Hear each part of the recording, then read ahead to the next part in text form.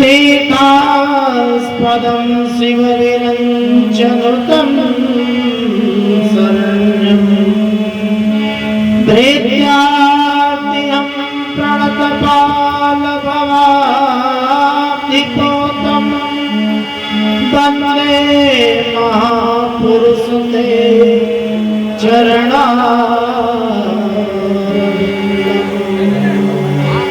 सीतानाथ समारम्भा श्रीरामानन्दार मध्यमा अस्मदाचार पर्यन्ता वन्दे गुरु परम्परा। जय जय श्री राधारमण, जय जय नमन किशोर,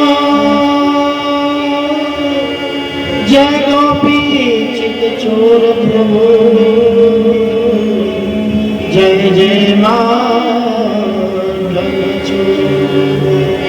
जिनकी सेवा भाव से मुक्त भये श्री राम, ऐसे उन बजरंग को बारंबार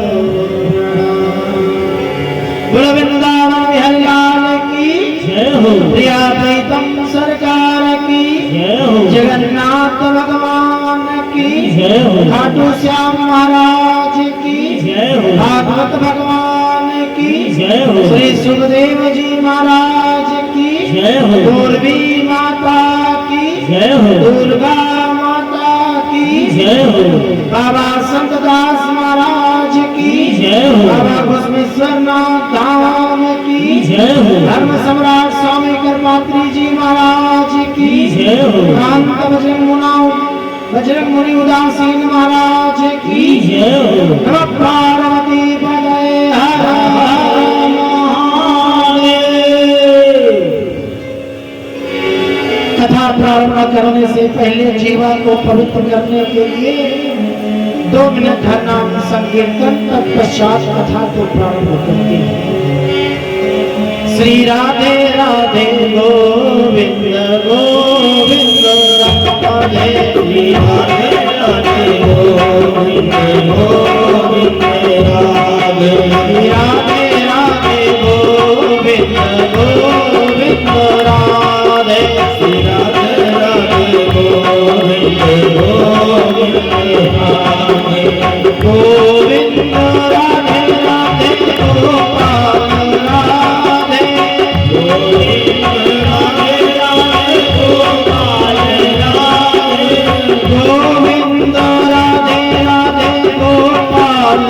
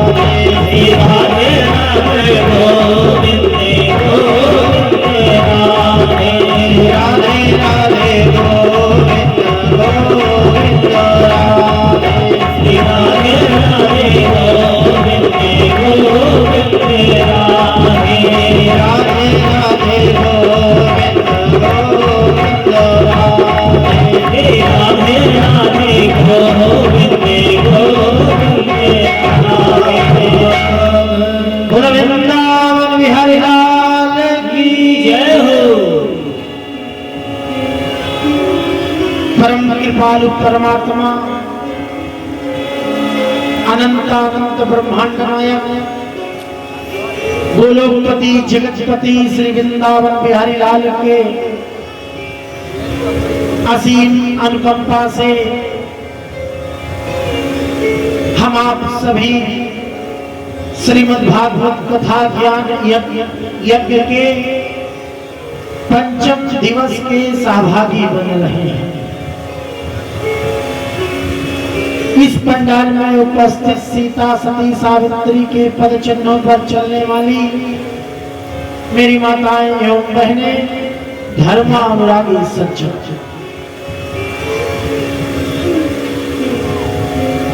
जिनके सानिध्य में भागवत कथा हो रही है,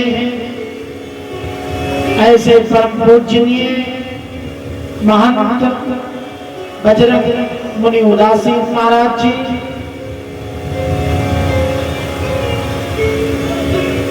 कल आप लोगों ने कथा को श्रवण किया था।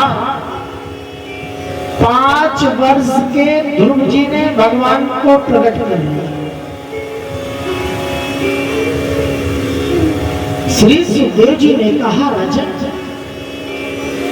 अब मैं आपको एक विचित्र कथा सुनाने जा रहा हूं। एक गजेंद्र था, हाथी था।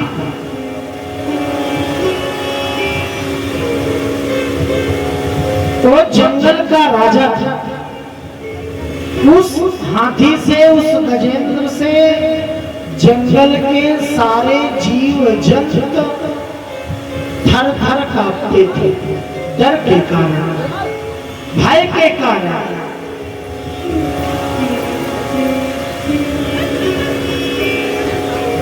वह गजेंद्र मदमस्त होकर जंगल में भ्रमण करता था।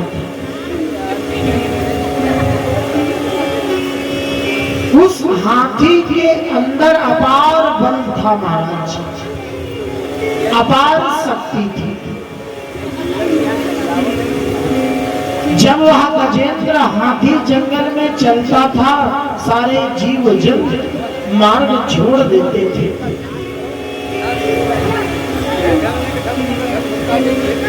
एक दिन गजेंद्र अपने सगे संबंधियों के साथ, अपने परिवार के साथ, अपने बाल गोपाल के साथ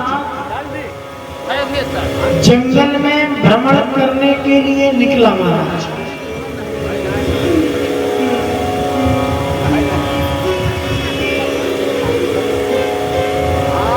भ्रमण करते करते गजेंद्र ने एक सुंदर सरोवर को देखा।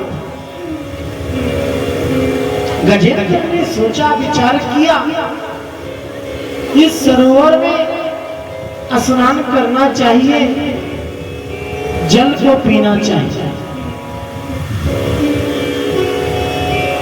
वह गजेंद्र अपने सगे संबंधियों के साथ, अपने पत्नियों के साथ, अपने बाल गोपालों के साथ सरोवर में प्रवेश कर गया।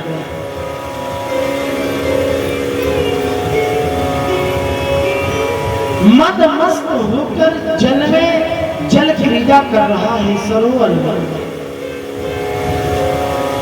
अपने परिवारों के साथ, अपने बाल गोपालों के साथ, लेकिन उसी सरोवर में एक ग्रह भी रहता था।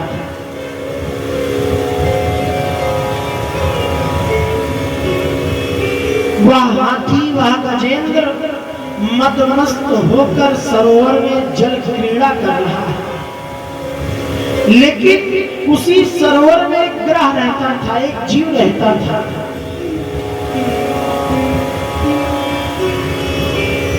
वह ग्रह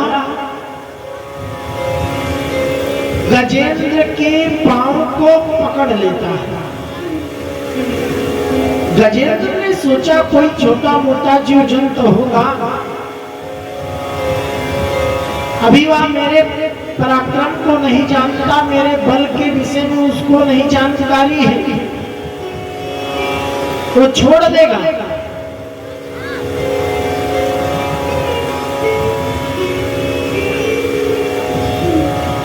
लेकिन महाराज धीरे धीरे वह ग्रह गजेंद्र का पांव जल की ओर खींचने लगा,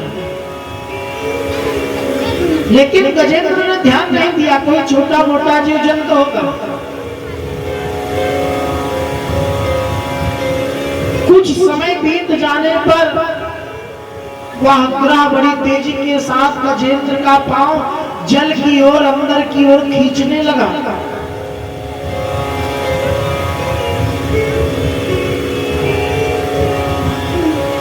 गजेंद्र ने अपना पांव छुड़ाने का कोशिश करता है महाराज। जिस गजेंद्र के अंदर 10,000 हाथियों का बल था,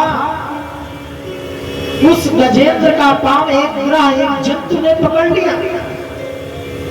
अब वह गजेंद्र, वह हाथी अपने पांव को नहीं छुड़ा पा रहा है। वह ग्रह हाथी का पांव, गजेंद्र का पांव धीरे धीरे खींचने लगा। जब अपना पांव छुड़ाने में गजेंद्र असमर्थ हो गया तो अपने परिवार जनों से बताया, अपने पत्नियों से बताया, मेरा सहयोग करो, कोई जंतु मेरे पांव को जल की ओर, नीचे की ओर खींच रहा है।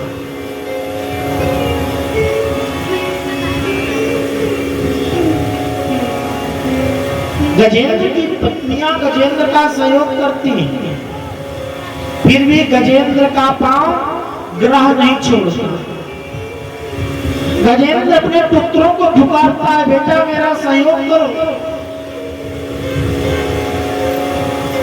गजेंद्र के पुत्र गजेंद्र की मदद करने के लिए जाते हैं, फिर भी वह ग्रह गजेंद्र का पांव नहीं छोड़ता। सगे संबंधियों को पुकारता है गजेंद्र, आओ मेरे प्राणों की रक्षा करो, इस समय मेरा प्राण संकट में है।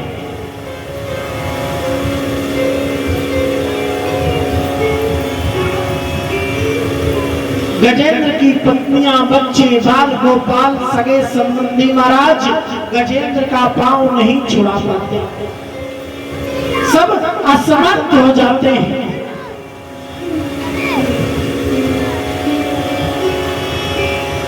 धीरे धीरे गजेंद्र को छोड़कर गजेंद्र के सगे संबंधी जाने लगे। गजेंद्र ने चिल्लाया, कहां छोड़कर जा रहे हो इस संकट के घड़ी में? उसके बाद गजेंद्र के पुत्रों ने गजेंद्र का साथ छोड़कर चले जाते हैं। गजेंद्र पुकारता है, बेटा मैं तुम्हारा पिता हूं, तुम्हारा कर्तव्य बनता है इस समय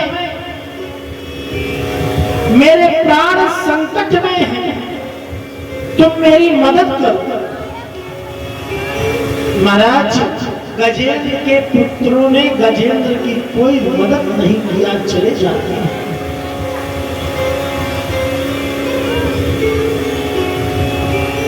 गजेंद्र की पत्नियां गजेंद्र का पांव छुड़ाने में मदद करती हैं। लेकिन महाराज असमर्थ हो जाते हैं। उसके बाद गजेंद्र की पत्नियां भी सरोवर से निकलकर जाने लगती हैं। गजेंद्र रोने लगता है, देवी तुम तो मेरी अर्धांगिनी हो, इस संकट के समय आप भी मुझे छोड़कर जा रही हो। गजेंद्र चिल्लाता रहा, देवी मुझे छोड़कर मत जाओ, इस समय मेरा प्राण संकट में है। महाराज गजेंद्र की पत्नियां भी छोड़कर चली जाती हैं। गजेंद्र चिल्लाने लगता है, कोई मुझे बचाओ, मेरा प्राण संकट में है। ये किसी मात्र गजेंद्र की कथा नहीं है, ध्यान देकर सुनना। गजेंद्र कौन है? हम आप सभी संसार में गजेंद्र के रूप में टहल रहे हैं। इस संसार के हम आप सभी यात्री हैं।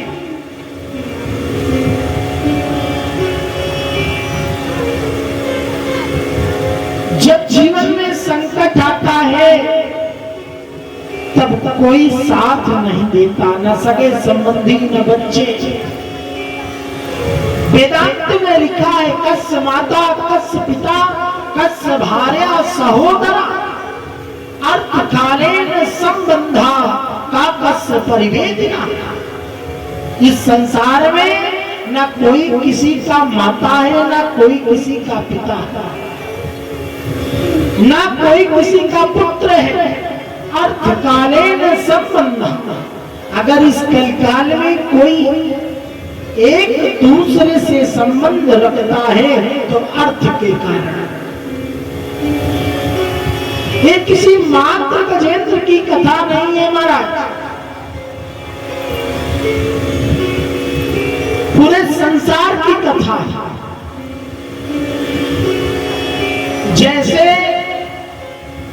किसान के पास बैल रहता है, जब तक बैल के अंदर शक्ति रहती है किसान हल से खेतों को जोतता है। उसके बाद जब बैल वृद्ध हो जाते हैं तो किसान के किसी काम का बैल नहीं होता। कंठ घुरघुरायते नात्रियर्थम यथापूर्वम की नासा गोचर। इस संसार में कोई किसी का है नहीं महाराज, ये किसी मात्र गजेंद्र की कथा नहीं है, हम आप सभी की कथा है।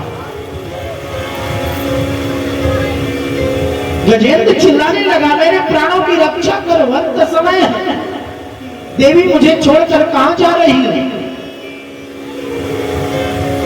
गजेंद्र के बाल गोपाल सगे संबंधी पत्नियों ने छोड़कर चली जाती हैं, तब गजेंद्र असहाय हो जाता है।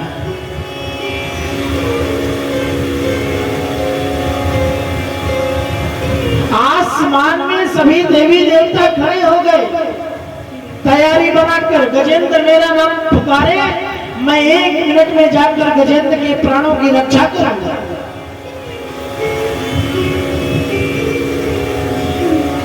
लेकिन गजेंद्र ने किसी का नाम नहीं पुकारा। स्वयं सरस्व बलेन गृहीत आर्तो, मेरे गोविंद ने, मेरे कन्हैया ने कहा, इस संसार में जिसका कोई सहारा नहीं होता उसका मैं सहारा बनता।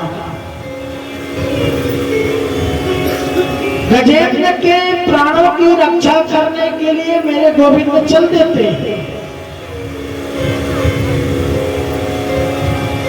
गरुड़ पर सवार होकर गजेंद्र ने जैसे परमपिता परमात्मा कन्हैया को देखा, तब अपनी सूंड से उस सरोवर में कमल का पुष्प उठाया और मन ही मन गोविंद के चरणों में समर्पित कर दिया।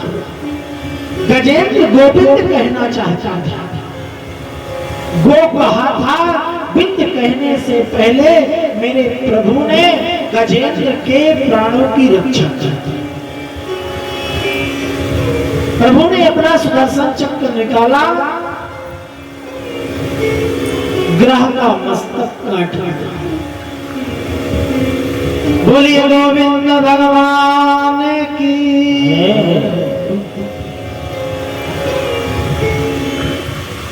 जीवन में समय रहते ही समझ जाना चाहिए, संसार एक स्वप्न की भाग है। मनुष्य का शरीर मिला है, इसे सार्थक बनाओ। कथा क्या सिखाती है? गृहस्थ जीवन में रहकर भगवान का भजन करो, भगवान की कथाओं को सुनो, जिससे कल्याण होने वाला। एक गजेंद्र कौन था? पूर्व जन्म में राजेंद्र था महाराज। अगस्त ऋषि के श्राप के कारण उसको गजेंद्र बनना पड़ा, राजेंद्र को। और ग्रह को देवल ऋषि का श्राप था, जिसके कारण उसको ग्रह बनना पड़ा। भगवान ने दोनों का उद्धार किया। देखने में भेद है महाराज, दोनों सापित थे ऋषि के हाथों द्वारा।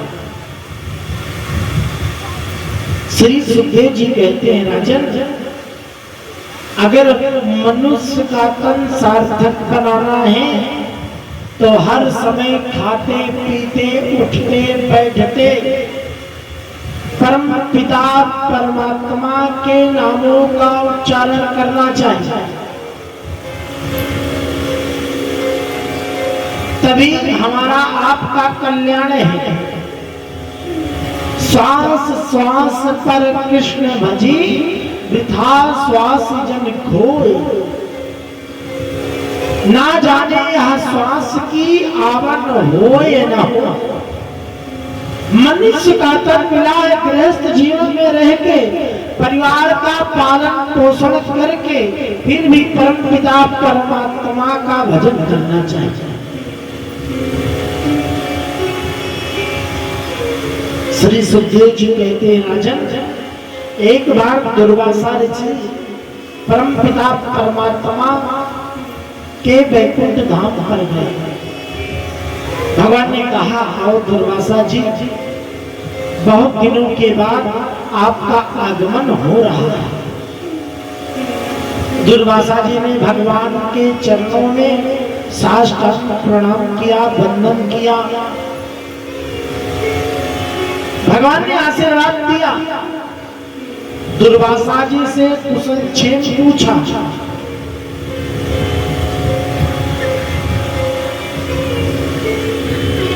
आपस में वार्तालाप किए। दुर्वासा जी ने कहा, भगवान नारायण से, प्रभु मैं चलना चाहता हूं, आप मुझे आशीर्वाद दीजिए। भगवान नारायण ने जो माला अपने गले में पहन रखी थी, उसी माला को अपने गले से निकालकर प्रसाद रूप में दुर्वासा जी को दे दिया, पहना दिया। भगवान का आशीर्वाद लेकर दुर्वासा जी वैकुंठ धाम से चल देते हैं। उसके बाद दुर्वासा जी इंद्रलोक पहुंचते हैं।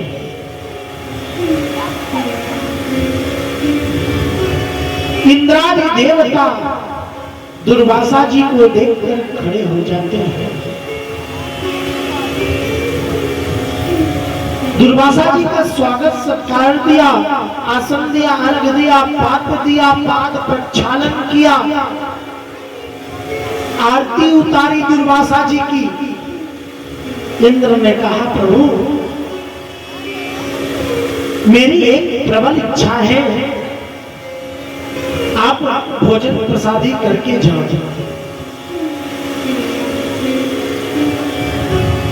दुर्वासा जी ने कहा, इंद्र से, तुम्हारी जैसी इच्छा। इंद्र ने 56 प्रकार का भोग बनवाया महाराज। दुर्वासा जी को जिमाया, खिलाया। दुर्वासा जी प्रसन्न हो जाते हैं। प्रसाद रूप में, आशीर्वाद रूप में जो माला भगवान नारायण ने दुर्वासा जी को आशीर्वाद स्वरूप में दिया था, वही माला दुर्वासा जी अपने गले से उतारकर प्रसाद रूप में, आशीर्वाद रूप में इंद्र को दे दिया महाराज।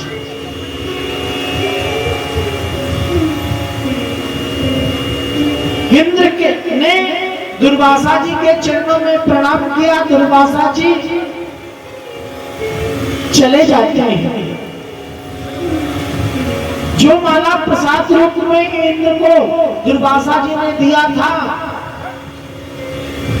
वह माला इंद्र अपने गले से निकालकर ऐरावत हाथी के ऊपर रख देता है। ऐरावत ने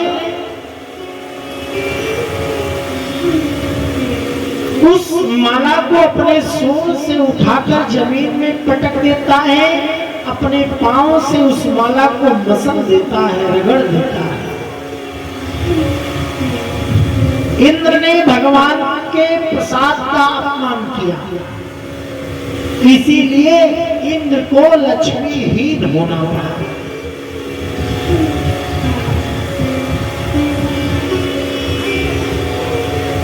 राजा बलि ने इंद्रलोक पर चढ़ाई कर दिया। राजा बलि ने इंद्रलोक को जीत लिया।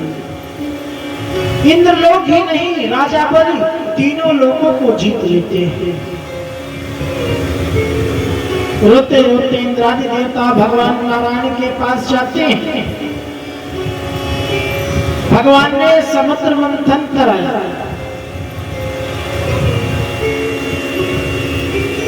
बासुकी नाच को रस्सी बनाया, मंदराचल पर्वत को रई बनाया। समुद्र मंथन प्रारंभ होता है, लेकिन मंदराचल पर्वत समुद्र के नीचे की ओर धंसने लगा, जाने लगा। देवताओं में हाहाकार मच गया। देवताओं ने प्रभु नारायण की स्तुति की। भगवान ने कच्छप रूप धारण करके मंदराचल पर्वत के नीचे बैठ जाते। बोलिए कच्छप भगवान की। समुद्र मंथन आरंभ होता है। अमृत की प्राप्ति के लिए समुद्र मंथन होता है महाराज। अमृत तो नहीं निकला, लेकिन सर्वप्रथम विष निकल गया। विष के प्रभाव से तीनों लोग जलने लगा, हाहाकार मच गया। देवताओं ने भगवान शंकर का आवाहन किया, हे भोलेनाथ, देवों के देव महादेव, आप तो विष पीने में अभ्यस्त हैं, आकर इस विष का पान कीजिए। भोलेनाथ आते हैं, विष का पान करते हैं। जैसे गले तक विष पहुंचता है, भोलेनाथ को याद आया, हृदय में मैं भगवान को बसाता हूं।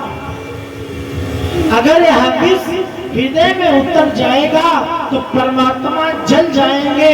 जब परमात्मा जल जाएंगे तो तीनों लोग जलकर राख हो जाएगा। भोलेनाथ ने उस विष को कंठ में धारण कर लिया।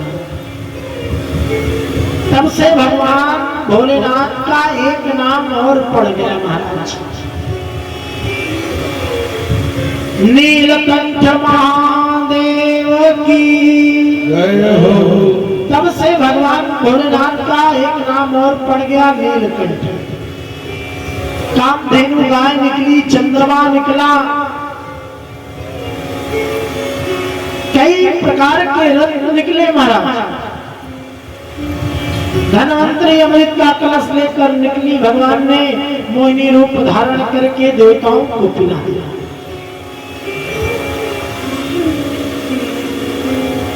देवताओं ने अमृत का पान कर लिया। देवताओं के अंदर अभिमान आ गया महाराज। देवता सोचने लगे अब मैंने अमृत का पान किया है, मुझे कोई मार नहीं सकता, मुझे कोई हरा नहीं सकता। मनुष्य का जो अभिमान होता है भगवान का आहार है। जीवन में मनुष्य को अभिमान नहीं करना चाहिए। देवताओं को अभिमान हो गया, मैंने अमृत का पान किया है, अब मुझे कोई मार नहीं सकता, मुझे कोई हरा नहीं सकता। देवता लोग जो भगवान के दो चार माला जपते थे, भगवान के नामों का स्मरण करते थे, सब बंद कर दिए। अब मुझे किसी भगवान के नाम का सहारा नहीं लेना चाहिए, मैं अमर हो गया हूं, मुझे कोई मार नहीं सकता।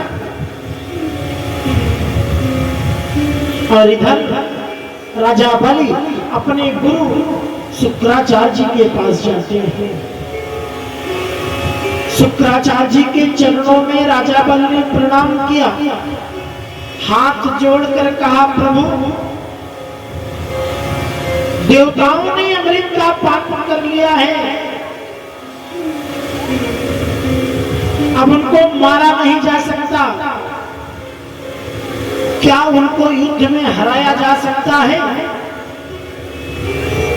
शुक्राचार्य जी ने राजा बलि को बताया, राजन देवताओं को युद्ध में हरा सकते हो,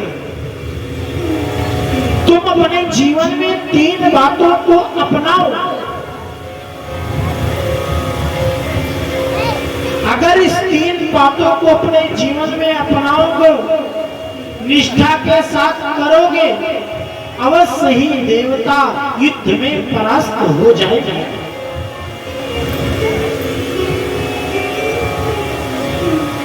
राजा बलि ने हाथ जोड़कर कहा प्रभु बताओ वो कौन सी 3 बातें हैं? शुक्राचार्य जी ने कहा सर्वप्रथम राजन गौ सेवा, दूसरा गुरु सेवा और तीसरा संत सेवा। राजन बड़े निष्ठा और भाव के साथ तुम गौ सेवा करो, गुरु सेवा करो और संत सेवा करो, उसके बाद युद्ध में देवता इंद्रादि देवता पराजित हो जाएंगे।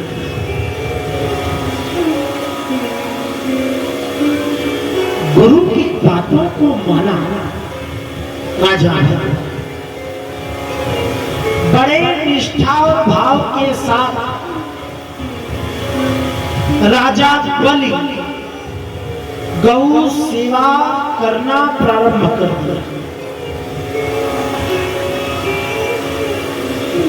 आप लोगों को मैं एक बात बता देना चाहता हूं,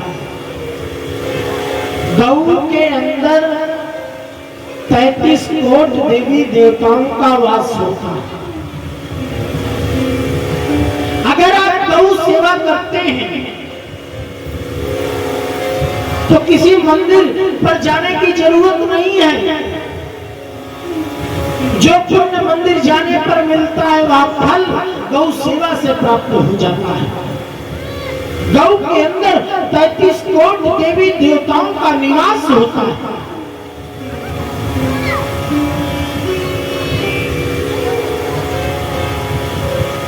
जो व्यक्ति अपने घर में भोजन बनाने के बाद पहला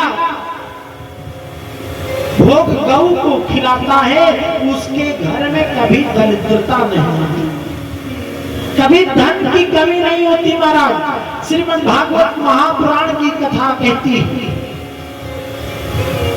जो हिंदू अपने घर में पहला ग्रास गऊ को निकालता है, गऊ को खिलाता है, उसके घर में कभी दरिद्रता नहीं आती, न कभी धन की कमी होती। गौ सेवा की बड़ा महत्व है। जिस व्यक्ति को टीबी रोग हो गया हो, गौ मूत्र का सेवन करे और गौ के बीच में सोए, उसका टीबी रोग समाप्त हो जाएगा। हर हिंदू को अपने घर में गौ पालना चाहिए, सेवा करना चाहिए, लेकिन आज कल की बड़ी विडंबना है महाराज, गौ सेवा कोई नहीं करता।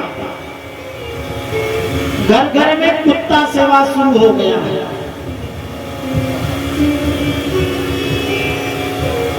कुत्ता पालने का फैशन चल गया है। जिस घर में कुत्ते रहते हैं उस घर में राक्षसों का निवास होता है। उस घर में हमेशा बीमारी बनी रहती है, ये शास्त्र कह रहा है। घरों में कुत्तों को नहीं पालना चाहिए। जिस घर में कुत्ता रहता है उस घर में बीमारी बनी रहती है, पूरे घर में वाद विवाद होता रहता है। लेकिन जिस घर में गऊ रहता है उसके घर का कल्याण हो जाता है। राजा बल ने गावो विश्व माता, गाय विश्व की माता है। राजा बल ने बड़े निष्ठा और भाव के साथ गौ सेवा किया। दूसरे नंबर पर आते हैं गुरु। गुरु भी ने भवन तरही न कोई, जो विरिंच शंकर सम हो। बिना गुरु के कल्याण होने वाला नहीं। गुरु बनाओ जान के, पानी पियो छाछ के। गुरु उसी को कहते हैं जो आपको सतमार्ग पर ले जाए, जो आपको सनातन धर्म के विषय में बतावे। सनातन धर्म क्या है? लेकिन आजकल के लोग कहते हैं बेटा अभी तुम्हारा पूजा पाठ करने का उम्र नहीं है। हिंदुओं की सबसे बड़ी विडंबना यही है, जब तक अपने बालकों को, अपने पुत्रों को, अपने पुत्रियों को पूजा पाठ में, कथा में नहीं लेकर आओगे तो कैसे हमारे धर्म के विषय में जानेंगे कि हमारा धर्म कैसे है, हमारे पुराण में क्या लिखा है। इसीलिए अवश्य ही कथा में आना चाहिए, सत्संग सुनना चाहिए, धर्म के विषय में जानना चाहिए। गुरु के पास जाने से कल्याण होता है। गु कहते हैं अंधकार को, गु कहते हैं प्रकाश को। गुरु उसी को कहते हैं जो हमारे आपके अंदर अज्ञान रूपी प्रकाश को निकालकर ज्ञान रूपी प्रकाश भर दे, उसी का नाम है गुरु। राजा बल ने बड़े भाव के साथ गौ सेवा किया, गुरु सेवा किया, उसके बाद संत सेवा करना प्रारंभ कर देते हैं। देखिए संत जो होते हैं हमारे देश के सनातन धर्म के स्तंभ होते हैं। संत अपने लिए नहीं जीता महाराज, अपना परिवार, अपने माता पिता को त्याग कर संत बनता है। हम आप तो 4 दिन अपने घर से बाहर रहते हैं तो घर वालों की याद आती है कि मेरी माँ मुझे याद करती होगी। संत के जीवन को तो देखो, अपने माँ बाप को त्याग कर, अपने परिवार को त्याग कर संत बना। किसके लिए? हमारे आपके लिए। किस लिए? कि जन जन में सनातन धर्म का प्रचार हो, हिंदू धर्म किसे कहते हैं, सनातन धर्म किसे कहते हैं, ये तो सत्य ही बता पाएंगे।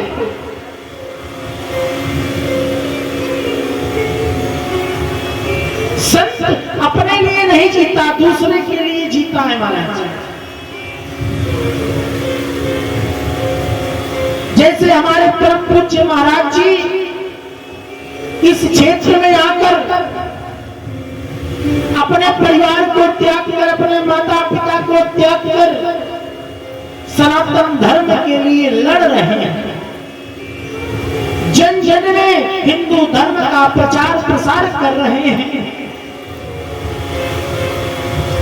बड़े भाग जब जानिए जब मिलने आवे संत, संतन को मिलबो करे सब कष्टन को अंत। जब संत की कृपा होती है तो बिगड़े हुए काम भी बन जाते हैं महाराज। राजा बल ने बड़े भाव से निष्ठा के साथ गौ सेवा, गुरु सेवा, संत सेवा। राजा बलि अपने गुरु शुक्राचार्य जी के पास जाते हैं। शुक्राचार्य जी ने आशीर्वाद दिया, जाओ तुम इंद्रलोक पर चढ़ाई कर दो। राजा बलि अपने सेना के साथ इंद्रलोक पर धावा बोल देते हैं। इंद्रादि देवता युद्ध में परास्त हो जाते हैं, हार जाते हैं। राजा बलि तीनों लोगों के सम्राट बन जाते हैं। जो देवताओं को अभिमान था, मैंने अमृत का पान किया है, मुझे कोई मार नहीं सकता, कोई हरा नहीं सकता, आज उन देवताओं के पास न रहने का ठिकाना है, न खाने का ठिकाना है। अभिमान भगवान का आहार है, इसीलिए जीवन में मनुष्य को अभिमान नहीं करना चाहिए। मनुष्य का जीवन मिला है तो नम्रता से रहो। जिन देवताओं को अभिमान था, मैंने अमृत का पान कर लिया है, मैं अमर हो गया हूं, मुझे कोई हरा नहीं सकता, आज राजा बल ने तीनों लोगों को जीत लिया। देवता लोग रोने लगे, ना रहने का ठिकाना है, ना खाने का ठिकाना है, दर दर भटकने लगे। राजा बलि सम्राट बन गए। अगर पुत्र के जीवन में संकट आता है तो सबसे ज्यादा कष्ट किसको होता है जानते हो? मां को। देवताओं की माता है अदिति।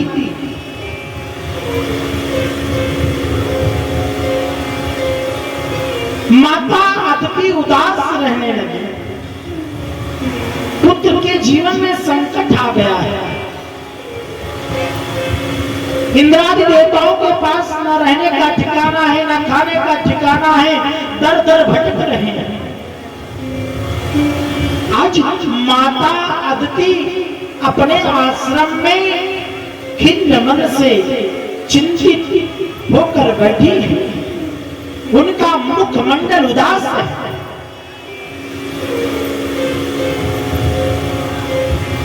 भगवान कश्यप आते हैं, देवी क्या बात है, किस कारण से तुम्हारा मुखमंडल उदास है, चिंतित हो? प्रतिदिन की बात आपका पूजा पाठ चल रहा है,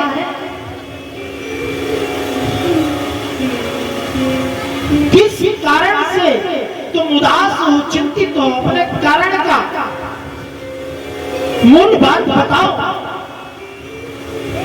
अहो चिंता तिरो भवान, हे देवी किस कारण से बताओ तो, क्या बात है? माता अदिति ने हाथ जोड़कर कहा, प्रभु मुझे किसी बात का कष्ट नहीं है, मेरे उदासी का मूल कारण यह है, मेरे पुत्र इंद्रादि देवता आज दर दर भटक रहे हैं, न उनके पास रहने का ठिकाना है, न खाने का ठिकाना है। राजा बलि ने तीनों लोगों को जीत लिया है, तीनों लोगों के सम्राट बन गए। भगवान कश्यप ने माता अदिति को समझाया, देवी पुत्र के चक्कर में काहे को पड़ती है? इस संसार में न कोई किसी का पुत्र है, न कोई किसी का माता, न कोई किसी का पिता। ये पुत्र पुत्री मोह के कारण है। तुम भगवान का भजन करो जिससे कल्याण होने वाला है। माता अदिति ने कहा भगवान कश्यप से, आप मां होते तो आपको पता चलता कि पुत्र के जीवन में जब संकट आता है तो मां कितने कष्ट में रहती है। आप तो पुरुष ठहरे, मां हो, मां का हृदय कोमल होता है।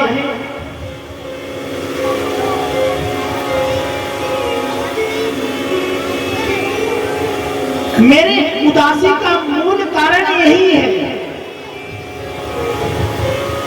भगवान कश्यप बार बार समझाते हैं, देवी पुत्र के चक्कर में मत पड़ो, इस संसार में कोई किसी का नहीं है।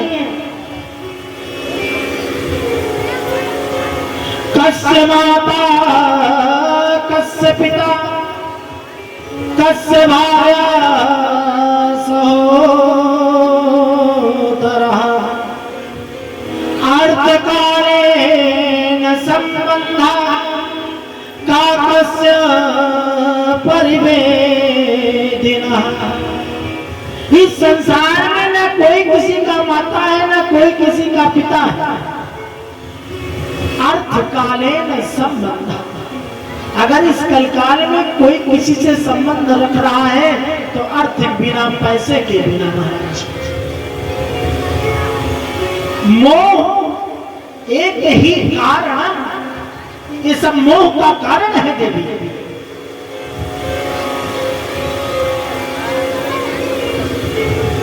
माता अदिति उदास मन से, उनके नेत्र सचल हो गए। हाथ जोड़कर भगवान कश्यप से कहा, भगवान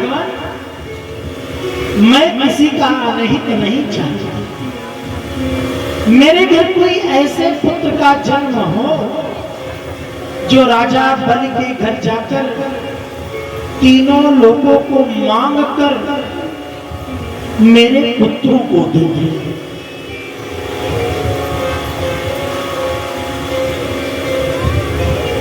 भगवान कश्यप ने माता अदिति को एक व्रत बताया, देवी इस व्रत को करो,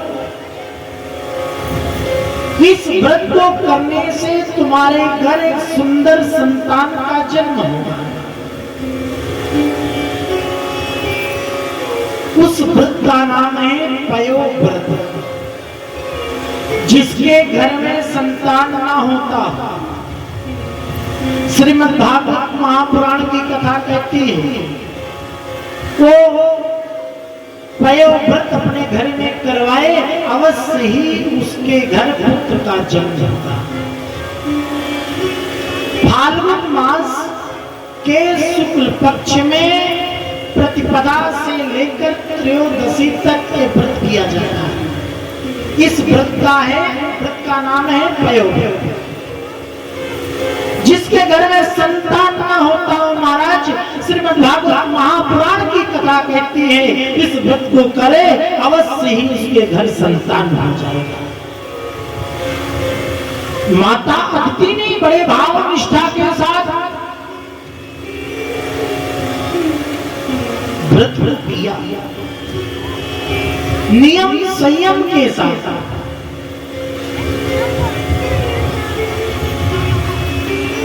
भगवान के यज्ञेश यज्ञ पुरुषाचित तीर्थपादः तीर्थाश्रवः श्रवण मंगलनामधेयः आपन्नलोक विजनोपसमोदयाद्य सन्नाकृधीश भगवन् सदीननाथा। भगवान के चरणों में माता अदिति ने प्रार्थना किया, यज्ञेश यज्ञ पुरुषाचित तीर्थपादा। माता अदिति के स्तुति करने पर, निवेदन करने पर भगवान माता अदिति के सामने प्रकट हो जाते हैं। बोलिए यज्ञ नारायण भगवान की जय हो। और इधर देवता लोग रोते रोते भगवान नारायण के पास जाते हैं। भगवान के चरणों को पकड़कर प्रणाम किया। देवता लोग रोने लगते हैं, प्रभु मैं बेसहारा हो चुका हूं, न मेरे पास रहने का ठिकाना है, न खाने का ठिकाना है, मैं दर दर भटक रहा हूं। भगवान ने देवताओं से कहा, तुम्हारी माता व्रत कर रही है, उपवास कर रही हैं, तुम्हारे कल्याण के लिए। लेकिन इस समय राजा बल के ऊपर गुरु की कृपा हो गई। इस समय मैं नारायण होकर स्वयं राजा बल से युद्ध करने जाऊंगा तो युद्ध में परास्त हो जाऊंगा। एक काम हो सकता है, मैं तुम्हारे माता के घर वामन का रूप बनाकर जाऊंगा और राजा बल के यज्ञ में जाकर राजा बल से तीनों लोगों को मांगकर मैं तुम लोगों को दे दूं। तुम लोग अपने अपने घर को जाओ।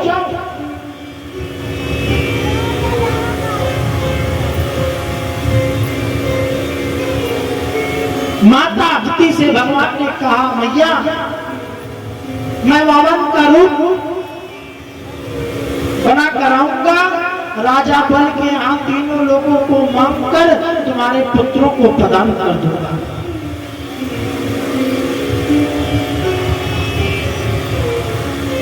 देखिए, ये जो भादो का महीना है भगवान को अति प्रिय है। राधा रानी का जन्म भादो महीने में हुआ। श्री सुखदेव जी राजा परीक्षित को भादो के महीने में कथा सुनाया। भगवान श्री कृष्ण का जन्म भादो के महीने में हुआ। बलराम जी का जन्म भादो के महीने में हुआ। भादो के महीने के शुक्ल पक्ष की द्वादशी तिथि को दिन के ठीक 12 बजे भगवान नारायण ने देवताओं का कार्य सिद्ध करने के लिए वामन का रूप लेकर प्रकट हो जाते हैं। बोलिए वामन भगवान की जय हो।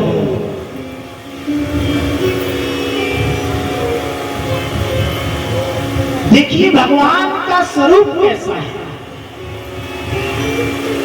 3 छोटे से वामन भगवान है, 3 फुट के।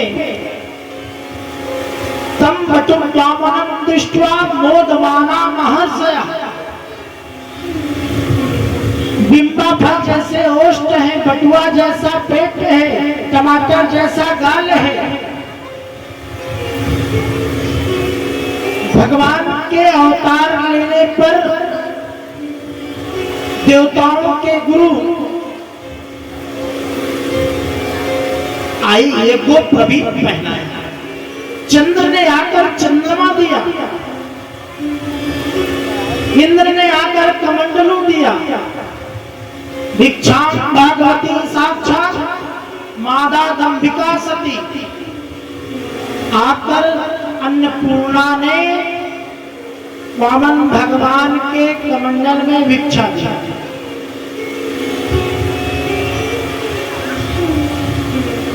भगवान देवताओं का कार्य सिद्ध करने के लिए राजा बलि के यज्ञ में पधारते हैं। राजा बलि यज्ञ कर रहा था जहां से नर्मदा जी का प्रादुर्भाव हुआ है, अमरकंटक। उस स्थान पर राजा बलि यज्ञ कर रहा था महाराज।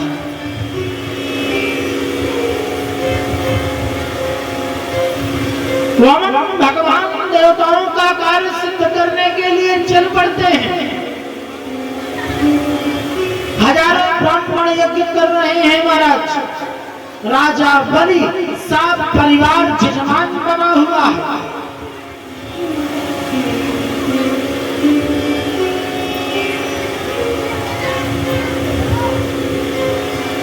राजा बलि ने वामन भगवान को देखा। एक छोटा सा बौना सा बालक आ रहा है, उसका शरीर सूर्य की भांति चमक रहा है। वामन भगवान को देखकर राजा बलि खड़े हो जाते हैं। ये कौन सा ब्राह्मण आ रहा है पूरे संसार का तेज धारण करके? जिस समय वामन भगवान राजा बलि के यज्ञ में जा रहे थे, मानो संसार के जितने ब्राह्मण थे सभी का तेज धारण करके वामन भगवान जा रहे हैं। सूर्य चंद्र की भांति चमक रहे हैं। राजा बलि अपने स्थान से खड़े हो जाते हैं। कौन सा महापुरुष आज मेरा कल्याण करने के लिए मेरे यज्ञ में पधार रहा है?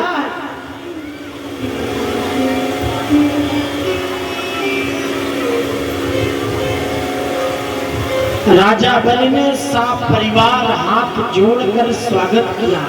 स्वागतम महाभागा, आपका स्वागत है मेरे यज्ञ में। देखिए, जब भगवान किसी यज्ञ में आते हैं, किसी के घर में आते हैं तो 3 काम होता है।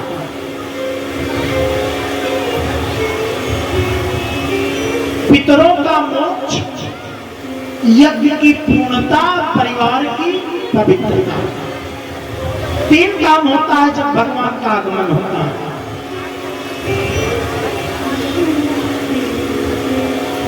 हाथों का स्वागत किया, सत्कार किया, हो आसन दिया, अर्घ्य दिया, पाद प्रक्षालन किया।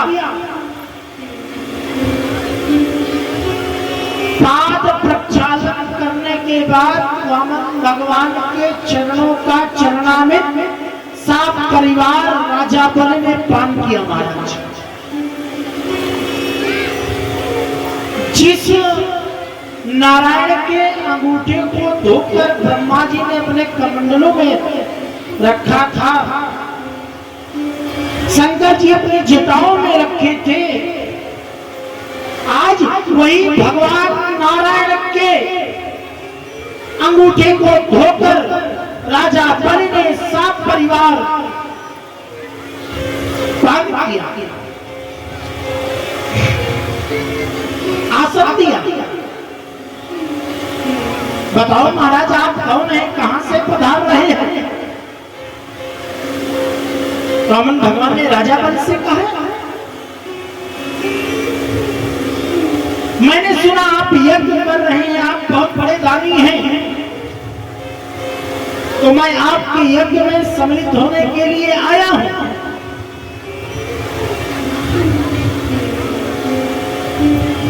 राजा बलि ने कहा, स्वागतम स्वागतम, मैं आपका स्वागत करता हूं सब परिवार सहित।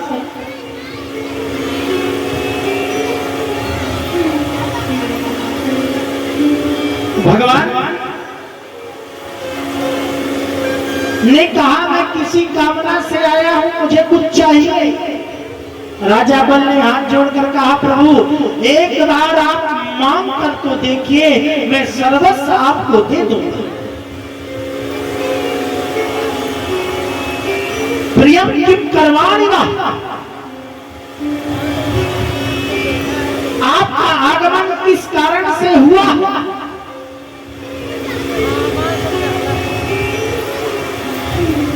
वामन भगवान ने कहा, मैं अर्थ की कामना से आया हूं, मुझे कुछ चाहिए।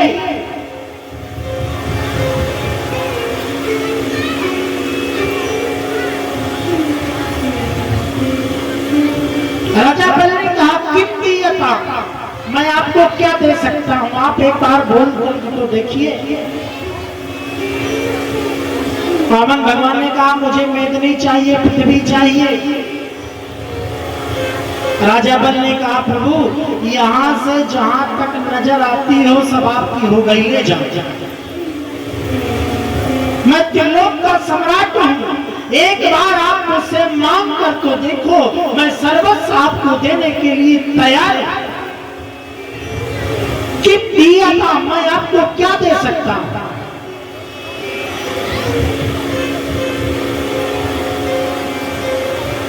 मैं आपको क्या दे सकता हूं? एक बार बोल कर तो देखो।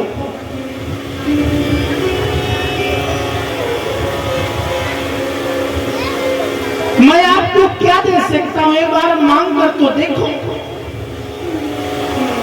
वामन भगवान ने कहा, मुझे मेदिनी चाहिए, पृथ्वी चाहिए।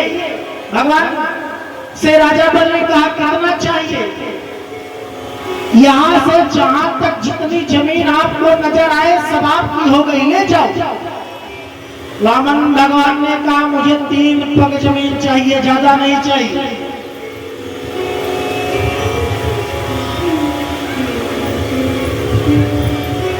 राजा बल ने कहा, जितने छोटे तुम हो उतनी छोटी तुम्हारी बुद्धि भी है।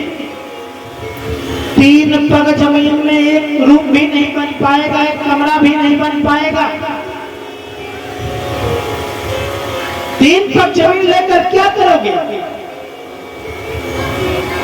3 पग जमीन में एक कुटी भी नहीं बनवा पाओगे, कुछ और मांगो। महाराज, जब राजा बलि वामन भगवान आपस में वार्ता कर रहे थे, इस दृश्य को शुक्राचार्य जी देख रहे थे।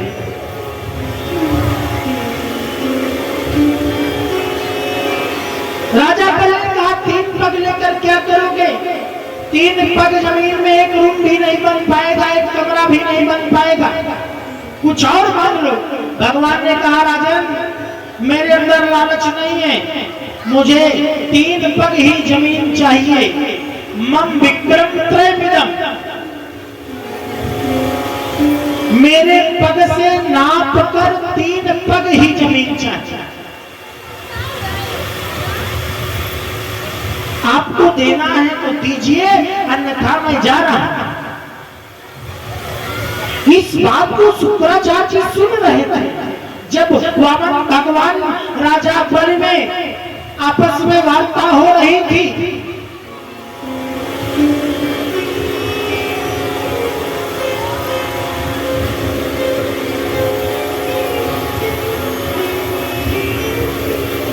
राजा बलि ने कहा, मैं आपको 3 पग जमीन लिया, जिस स्थान पर नापना हो नाप लो, 3 पग जमीन ले ले। वामन भगवान ने कहा, देखो भाई, आपको दाम देना है तो ठीक से दाम दो, अन्यथा मत दो। अगर आपको दाम देना है तो पहले संकल्प लो।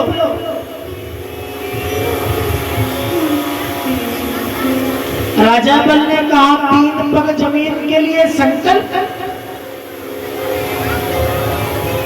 वामन भगवान ने कहा, ठीक बात नहीं, अगर देना है तो विनोद पूर्वक दीजिए, अन्यथा मत दीजिए।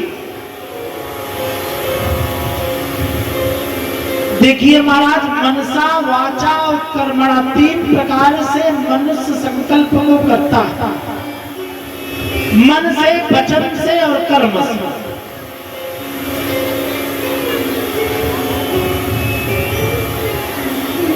भगवान ने कहा, अगर आप को दान देना है तो संकल्प लो। राजा बलि 3 पग जमीन देने के लिए हाथ में जल लिया, उसा लिया। शुक्राचार्य जी तब तक बोल पड़े, राजन ठहर जाओ, इस जल को जमीन में गिरा दो, गुरु का कहना मानो। ये छलिया है, ये हरि है, हरने आया है। 3 पग के बहाने तीनों लोगों को नाप कर देवताओं को दे दिया। इसकी बात को मत मानो, इसको दान मत दो। महाराज तब तक हाथ से जल गिर जाता है। राजा बल ने कहा, अगर एक भगवान होंगे तो मैं जरूर इनको दान दूंगा 3 पग जमीन। जिस परम पिता परमात्मा से पूरा संसार हाथ फैलाकर मांगता है, हे प्रभु मुझे अमुक वस्तु चाहिए, मुझे अमुक चीज चाहिए, आज वह परम पिता परमात्मा मेरे घर मांगने के लिए आया है। मैं कितना भाग्यशाली हूं। जिस परम पिता परमात्मा से पूरा संसार मांगता है, आज वह परम पिता परमात्मा मेरे घर मांगने के लिए आया है। मैं अवश्य ही दान दूंगा। शुक्राचार्य ने डांट लगाया, राजन तुम बड़े भोले हो, तुम नहीं जानते देवताओं का कार्य सिद्ध करने के लिए वामन का रूप बना कर आया है। राजा बल ने कहा, गुरुजी आपने नहीं बताया है, दान तो पात्र को देना चाहिए। अब मैं भगवान को, वामन भगवान को 3 पग जमीन दान करूंगा। राजा बल ने महाराज बहुत समझाया, मत दो। राजा बलि ने कहा, गुरुजी मैंने मन ही मन संकल्प ले लिया है, 3 पग जमीन दूंगा। शुक्राचार्य जी दैत्य नीति से राजा बलि को समझाते हैं, स्त्री सुनर्म विवाहे चा विद्यर्थे प्राण संकटे गो ब्राह्मण थे हिंसाया नामितम चाप्स गुप्सितम। हे राजन, स्त्री सुनर्म विवाहे चा, आपके झूठ बोलने से किसी के पुत्री का विवाह हो जाता हो तो उस स्थान पर झूठ बोलने से पाप नहीं लगता। स्त्री सुनर्म विवाहे च विद्यर्थे प्राण संकट, किसी का प्राण संकट में हो महाराज,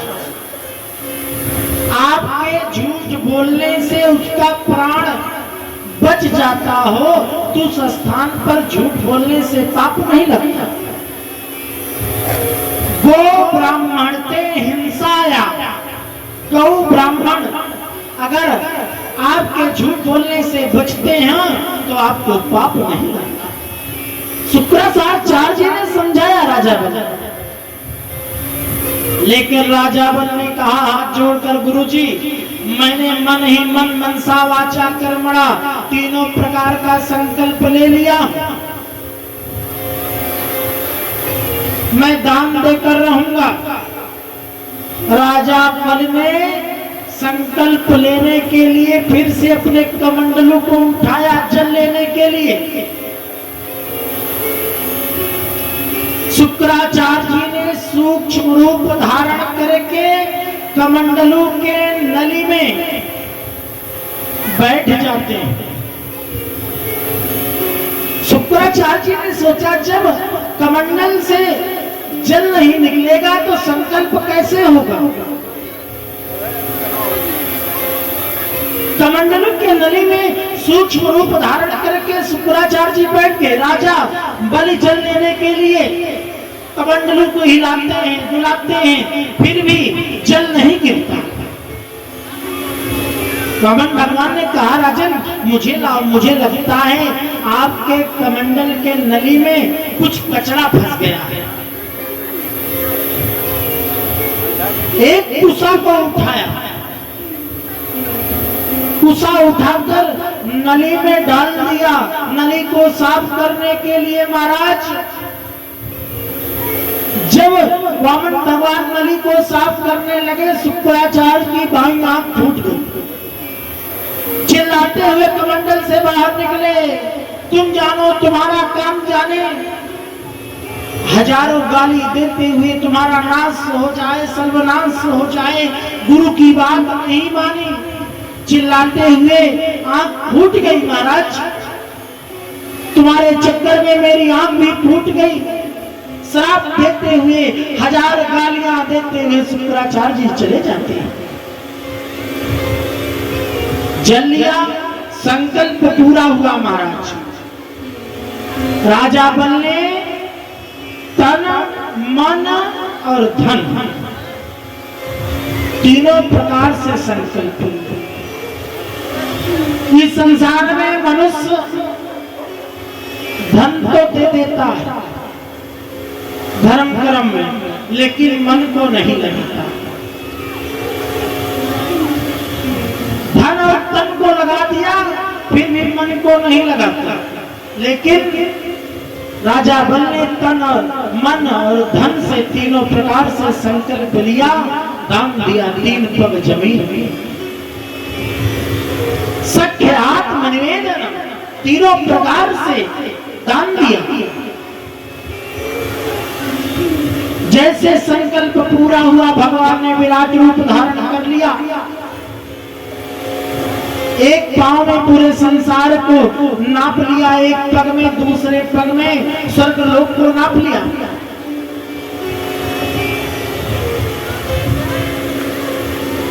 भगवान ने कहा राजा बल से तीसरा पांव मैं कहां रखूं? राजा बल ने भगवान से एक प्रश्न किया, धन बड़ा होता है कि धन का मालिक? भगवान ने कहा धन का मालिक बड़ा होता है। राजा बल ने कहा प्रभु अभी मैं स्वयं शेष बचा हूं, तीसरा पांव आप मेरे सिर पर रखो। भगवान ने तीसरा पांव राजा बल के सिर पर रख दिया। पद पाताल शीश अजधामा, राजा बल को अपना लिया और पाताल लोक में जाकर बसा दिया। भगवान ने सोचा तीनों लोगों को मांगकर मैंने देवताओं को दे दिया, अब राजा बल को कहां रखूं? इसीलिए भगवान ने पद पाताल शीश अजधामा, पाताल लोक का राजा बना दिया। भगवान राजा बल के भक्ति से बड़े प्रसन्न। भगवान ने कहा राजा बल से तुम कुछ मांगो, मैं तुम्हारे भक्ति के ऊपर प्रसन्न हूं। मैं तुमको पाताल लोक का राजा बना दिया।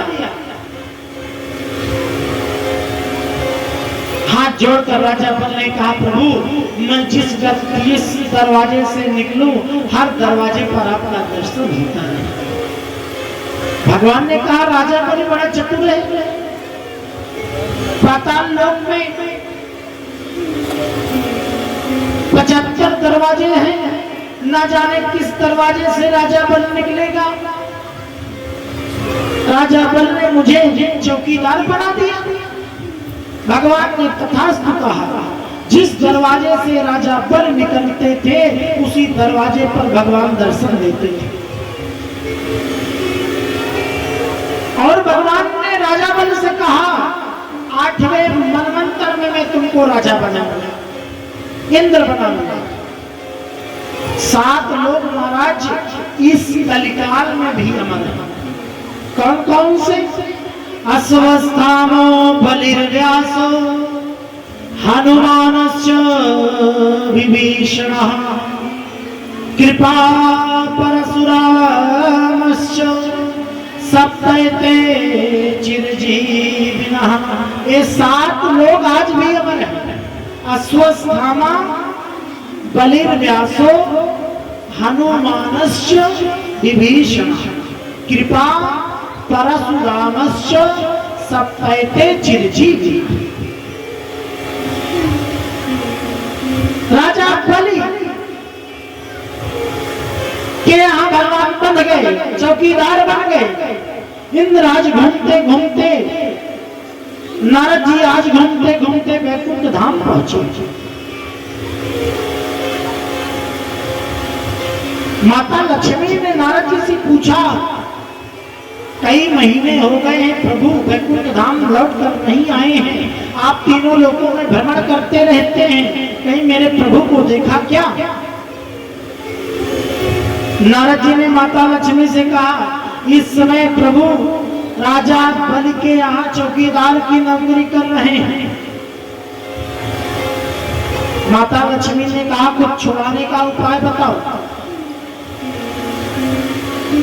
नारद जी ने कहा, जैसे भगवान नारायण ने वामन का रूप धारण करके तीनों लोगों को मान लिया, उसी प्रकार आप राजा बलि के बहन बनकर जाओ, उनके हाथ में राखी बांधो, उसके बदले में भगवान को मांग लेना।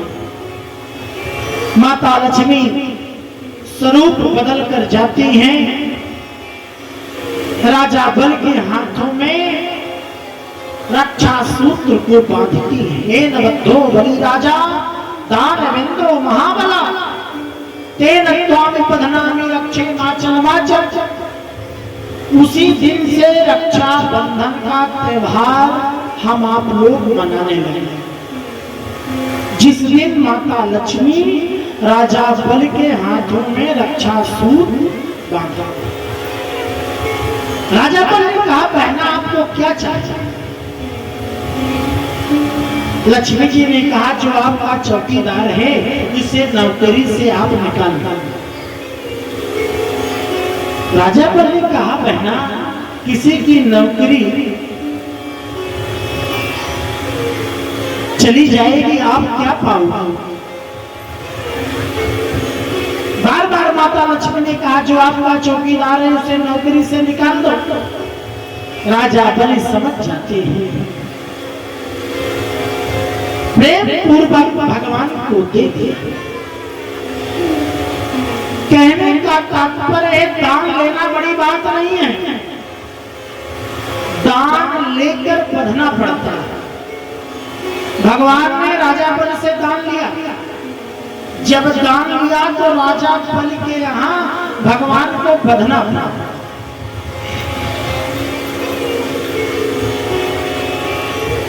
श्री सुखदेव जी ने इस प्रकार वामन भगवान का चरित्र सुना।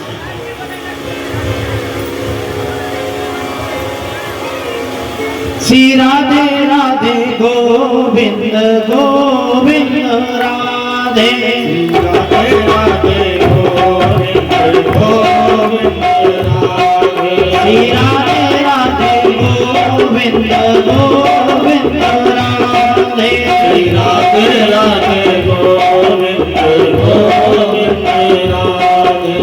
गोविंद राधे राधे गोपाल राधे, गोविंद राधे राधे गोपाल राधे, गोविंद राधे राधे गोपाल राधे, गोविंद राधे राधे गोपाल राधे, राधे राधे गोविंद गोविंद राधे, राधे राधे गोविंद गोविंद राधे, राधे राधे गोविंद गोविंद राधे, राधे राधे गोविंद गोविंद राधे, गोविंद राधे राधे गोपाल राधे, गोविंद राधे राधे गोपाल राधे, गोविंद राधे राधे गोपाल राधे, गोविंद राधे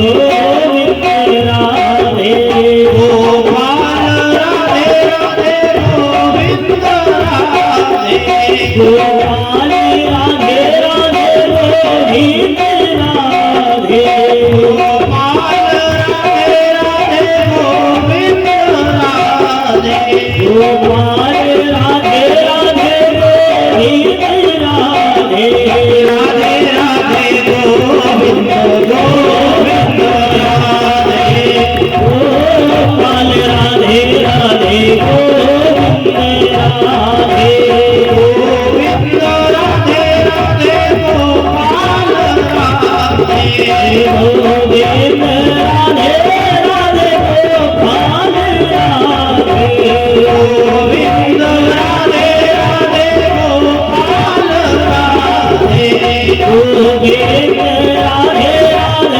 गोपाल राधे राधे राधे गोविंद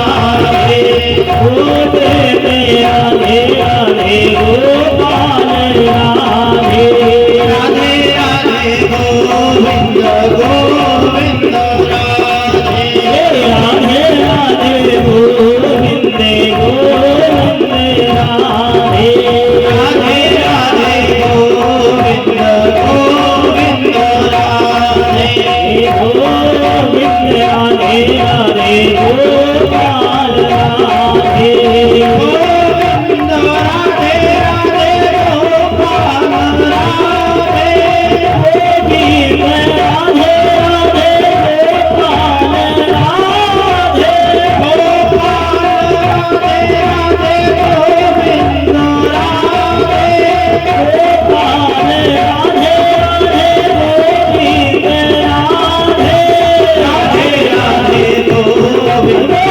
गोविंद राधे गोपाल राधे राधे गोविंद राधे गोपाल राधे राधे गोविंद राधे बोलो वृंदावन बिहारी लाल की जय हो।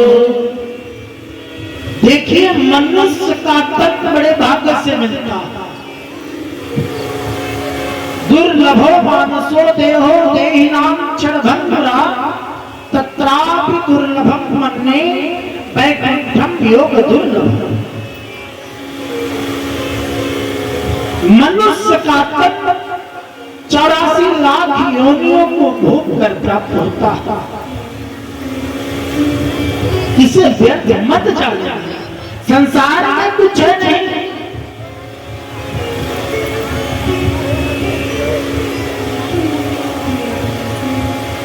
भगवान ने सुंदर आंख दिया है तो आंखों से भगवान की छवि को देखो, भगवान के स्वरूप को देखो। भगवान ने सुंदर हाथ दिया है तो सेवा करो। भगवान ने जीवा दिया है, जीव दिया है तो अपनी जीवा से भगवान के नामों का उच्चारण। भगवान ने कान दिया है तो अपने कानों से भगवान के गुणानुवादों को सुनो। जिन हरि कथा सुनी नहीं काना श्रवण रंग ही भवन समाना।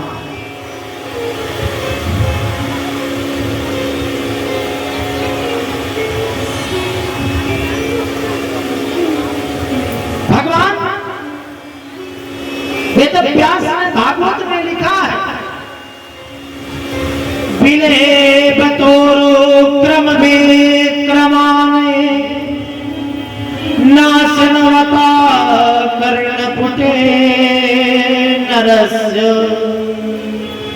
जीवा सतीदा दुर्गे वसूत नाचोपगाया तुर्गाय गाथा। जो अपनी आंखों से भगवान का दर्शन नहीं करता, भगवान के स्वरूप को नहीं देखता, उसकी आंख मोर पंख के समान है। बिले बतोरुक्रम विक्रमान ना श्रवता कर्णपुटे नरस्य। जो मनुष्य अपने कानों से भगवान के गुणानुवादों को नहीं सुनता, उसका कान कैसे है? चूहे के बिल के समान है। जिन हरि कथा सुनी नहीं काना, श्रवण रंग यही भवन सना।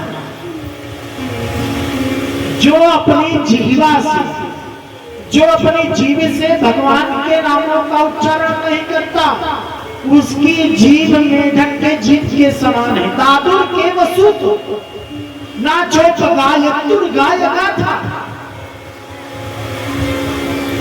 जो अपने हाथों से संत की सेवा नहीं करता, जो अपने पैरों से भगवान के तीर्थ यात्रा पर नहीं जाता, उसका हाथ पांव मुर्दे के समान है महाराज। हस्तौ दान विवर्जितो सुतपुतो सारस्वतो नेत्रे साधु विलोकनेन रहितो पादौ न तीर्थं गतम्। भगवान ने हाथ इसलिए दिया है उनके स्वरूप को देखो। भगवान ने कान इसलिए दिया है उनके कथाओं को सुनो। भगवान ने जीभ आपको इसलिए दिया है आप अपने जीभ से भगवान के नामों का उच्चारण करो। लेकिन जो इंद्रियां होती है महाराज, मनुष्य के जीवन का सबसे बड़ा शत्रु होती है। इंद्रियां अपनी अपनी ओर खींचती है। जीवा कहती है अच्छे अच्छे पकवान खाऊंगा, कान कहते हैं अच्छे अच्छे संगीत सुनेंगे, लेकिन मनुष्य का तन आप व्यर्थ मत जाने, दोबारा ना जाने मनुष्य का तन मिलेगा कि नहीं मिलेगा, क्या भरोसा। गृहस्थ जीवन में रहकर श्रीमद् भागवत शास्त्र इतना छूट देता है, आप गृहस्थ जीवन में रहकर परमात्मा का भजन करो, तब कल्याण आपका होने वाला है। मनुष्य के पास समय नहीं है महाराज, लेकिन भागवत शास्त्र कहता है भगवान को सच्चे मन से चाहे 1 मिनट, चाहे आधा मिनट, चाहे 1 घड़ी, लेकिन सच्चे मन से याद करोगे कल्याण हो जाएगा। इतना छूट दिया गया है। एक घड़ी आधी घड़ी, आधी में पुनिया, तुलसी संगत साधु की हरहि कोट अपराध। एक घड़ी आधी घड़ी, आधी में पुनियाद, तुलसी संगत साधु की हरहि कोट अपराध। ये मनुष्य का तन है, फुर्सत नहीं मिलने वाला। जब तक रहेगी जिंदगी फुर्सत ना होगी काम से, कुछ वक्त तो ऐसा निकालो प्यार कर लो श्याम से। मनुष्य के तन में आपको समय मिलने वाला नहीं है, लेकिन भागवत शास्त्र कहता है जो व्यक्ति भागवत के एक श्लोक, आधा श्लोक, आधे का आधा सच्चे मन से सुनता है, गुनगुनाता है, चिंतन करता है, जो फल 1000 गौ दान देने पर मिलता है, वह फल आधे का आधा श्लोक, एक श्लोक गुनगुनाने पर मिल जाता है। श्लोकार्धम श्लोकपादम गोसहस्त्रम फलम लभे। मनुष्य का तन पाए हो सार्थक बनाओ। श्री सुखदेव जी ने इसके बाद राम कथा सुनाई। नारायण के पुत्र ब्रह्मा, ब्रह्मा के पुत्र मरीचि, मरीचि के पुत्र विवस्वांसूर, विवस्वांसूर के पुत्र हुए वैशस्वत मनु, उनके पुत्र हुए श्राद्धदेव मनु, उनसे संज्ञा रानी मित्रा, उनके पुत्र हुए सुतुम। इसके बाद श्री सुखदेव जी ने इलोपाख्यान सुनाया। उनके पुत्र हुए वृषभदेव जी, उनके पुत्र हुए सरियाग, सरियाग की पुत्री सुकन्या, सुकन्या का विवाह चवन ऋषि के साथ होता है। जो चवन ऋषि का आश्रम इस समय अमेठी में कालिकम धाम है, उसी स्थान पर चवन ऋषि का आश्रम है। उनके पुत्र हुए नभग, नभग के नाभाग, नाभाग के महात्मा अम्बरीश, महात्मा अम्बरीश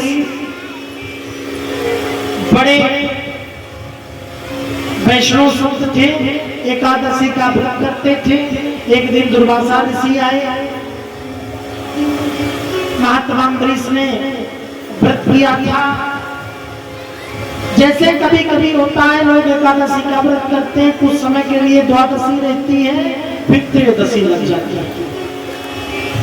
दुर्वासा जी आए, स्वागत किया। अम्बरीश जी ने कहा, मैं चाहता हूं आज मैं एकादशी व्रत का पारण करूंगा और मैं चाहता हूं आज अपने परिकरों के साथ भोजन मेरे घर करें। दुर्वासा जी ने कहा, जैसे आपकी आज्ञा, मैं भोजन करूंगा। मैं संध्या पूजन करके आता हूं। दुर्वासा जी की समाधि लग गई महाराज। द्वादशी तिथि बीतने वाली थी, त्रयोदशी लगने वाली थी। महात्मा अम्बरीश, महाराज अम्बरीश चिंतित होने लगे। लगता है मेरा व्रत खंडित हो जाएगा। ब्राह्मणों को बुलाया, क्या करूं? ब्राह्मणों ने बताया, भगवान का चरणामृत पान कर लो, आपका व्रत भी पारण हो जाएगा और संत का अपमान भी नहीं होगा। भगवान का चरणामृत राजा अम्बरीश ने पान किया। जो व्यक्ति भगवान शालिग्राम या किसी भगवान का चरणामृत पान करता है, उस व्यक्ति का कभी अकाल मौत नहीं होता। अकाल मृत्यु हरणम सर्वव्याधि विनाशनम विष्णु चरणोत्पीत्वा पुनर्जन्म विद्यते। हर व्यक्ति को भगवान का चरणोदक पान करना चाहिए। दुर्वासा जी आ गए। आओ भगवान, मैं आपका स्वागत कर रहा हूं। मेरा व्रत खंडित हो जाता, मैंने पारण कर लिया। दुर्वासा जी ने कहा, कैसे? बोला, भगवान का चरणामृत पान किया था। दुर्वासा जी क्रोध की मूर्ति थी, उनको क्रोध हो गया। महात्मा अम्बरीश को मारने के लिए कित्या नाम की राक्षसी को प्रकट कर दिया। कित्या नाम की राक्षसी अम्बरीश को मारने के लिए दौड़ती है महाराज। भगवान ने गीता में कहा है, कौन्तेय प्रतिजानीहि नमा भक्ता प्रणश्यति। हे अर्जुन, तू जान ले, मेरे भक्त का कभी पतन नहीं होता, कोई बाल बांका नहीं कर सकता। कित्या मारने के लिए दौड़ी, भगवान का सुदर्शन चक्र आ जाता है, कित्या का वध कर देता है। उसके बाद सुदर्शन चक्र दुर्वासा जी को मारने के लिए दौड़ा लेता है। आगे आगे दुर्वासा जी, पीछे पीछे सुदर्शन चक्र भगवान का। ब्रह्मा जी के पास गए, त्राहिमाम मेरे प्राणों की रक्षा करो, ये सुदर्शन चक्र मुझे मार देगा। ब्रह्मा जी ने भगवान का सुदर्शन चक्र देखा, घबरा गए, मेरे बस की बात नहीं है। आगे आगे दुर्वासा जी, पीछे पीछे भगवान विष्णु का सुदर्शन चक्र। भगवान शंकर के पास जाते हैं। भगवान शंकर ने भगवान का सुदर्शन चक्र देखा। दुर्वासा जी से कहा, मेरी बस की बात नहीं है, जिसका सुदर्शन चक्र है उसी के पास जाओ। दुर्वासा जी दौड़ लगा दी। वैकुंठ धाम के लिए भगवान नारायण के चरणों में प्रणाम किया। त्राहिमाम, मेरे प्राण संकट में है, आपका सुदर्शन चक्र मेरा वध कर देगा, मेरे प्राणों की रक्षा कीजिए। भगवान ने हाथ जोड़कर कहा, इस समय में भी अपने सुदर्शन चक्र से तुम्हारे प्राणों की रक्षा नहीं कर सकता। दुर्वासा ने कहा, क्यों? किस कारण से? सुदर्शन चक्र तो आपका है। भगवान ने कहा, इसमें भक्त के अधीन, अहम भक्त पराधीना है, स्वतंत्र एवं दृष्टि। जिसका आपने अपमान किया है उसी के पास जाओ। अगर कोई इस तीनों संसार में, इस त्रिलोक में तुम्हें कोई बचा सकता है तो अम्बरीश बचा सकते हैं। दुर्वासा की दौड़ कर अम्बरीश के पास गई। तब तक महाराज 1 वर्ष का समय निकल गया। 1 वर्ष तक महात्मा अम्बरीश प्रतीक्षा करते रहे, आज दुर्वासा जी आएंगे, मैं पहले उनको भोजन कराऊंगा, बाद में भोजन करूंगा। कितनी बड़ी निष्ठा! कितना बड़ा त्याग है महात्मा अम्बरीश।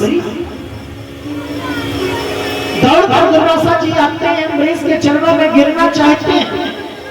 अम्बरीश ने पकड़ लिया, क्या कर रहे हैं? दुर्वासा जी ने कहा बात बाद में होगी, पहले तुम मेरे प्राणों की रक्षा करो, अन्यथा इस सुदर्शन चक्र मार देगा। महात्मा अम्बरीश ने हाथ जोड़कर कहा, अगर मैं सच्ची भाव से श्रद्धा से भगवान की सेवा किया होगा तो सुदर्शन चक्र शांत हो जाएगा। सुदर्शन चक्र शांत हो जाता है। 1 वर्ष तक अम्बरीश जी ने कुछ खाया पिया नहीं। दुर्वासा जी को जिमाया, उसके बाद शीत प्रसादी दिया, दुर्वासा जी को विदा कर दिया। कहने का तात्पर्य यह है, भक्ति में बड़ी शक्ति है महाराज। भगवान भी स्वतंत्र नहीं है, भगवान भी मनमानी नहीं कर सकते। मनुष्य कहे कि मैं बड़ा इस धरती पर क्यों खड़ा, मनुष्य को बड़ा अभिमान होता है, मैं सबसे बड़ा हूं, सामर्थ्यवान हूं, संसार में मुझसे बड़ा कोई दूसरा नहीं है। मनुष्य कहे कि मैं बड़ा इस धरती पर तू क्यों खड़ा, धरती कहे कि मैं बड़ी शेष पर, शेष के सिर पर क्यों, शेष कहे कि मैं बड़ा शंकर के गले में क्यों पड़ा, शंकर कहे कि मैं बड़ा तो कैलाश में क्यों बस, कैलाश कहे कि मैं बड़ा रावण के डर से क्यों खलबला, रावण कहे कि मैं बड़ा तो बाल के काट में क्यों दबा, बाल कहे कि मैं बड़ा तो राम के चरणों में क्यों पड़ा, राम कहे कि मैं बड़ा तो भक्त के हृदय में क्यों पड़ा। कहने का तात्पर्य यह है, भगवान भी स्वतंत्र नहीं है, अहम भक्त पराधीना है स्वतंत्र ही वो तुच्छ। इसके बाद अम्बरीश के पुत्र हुए इच्छाप के मानधाता के मुचकुंद के त्रिबंधन के त्रिशंकु के हरिश्चंद्र के बाहु के पुत्र हुए सगर के पुत्र हुए असमंजस के पुत्र हुए अंशुमान के पुत्र हुए दिलीप के पुत्र हुए भागीरथी, जिन्होंने गंगा जी को इस धराधाम पर लाया। भागीरथी के पुत्र हुए खडवांग के दीर्घ बाहु के हुए रघु, जिनके नाम से रघुवंश चला। रघुवंश के पृथ्सरवा के अज के दशरथ। महाराज दशरथ अयोध्या के राजा हुए, धर्म धुरंधर है, गुण निधि ज्ञानी है। अवधपुरी रघुकुल मनि राम, वेद विदित तेहि दशरथ नाम। राम सिया राम जय जय राम, राम सिया राम जय जय राम। अवधपुरी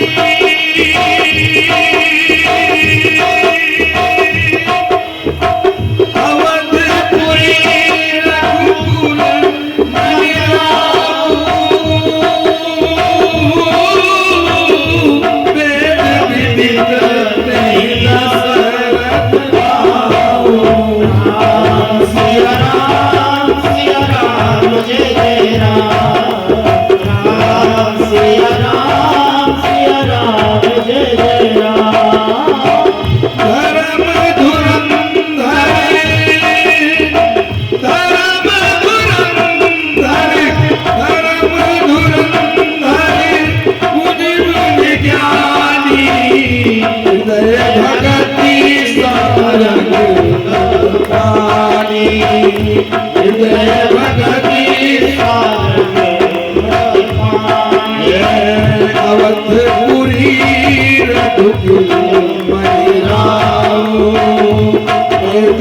विजय नहीं दशरथ नाम, वेद विधि नहीं दशरथ नाम।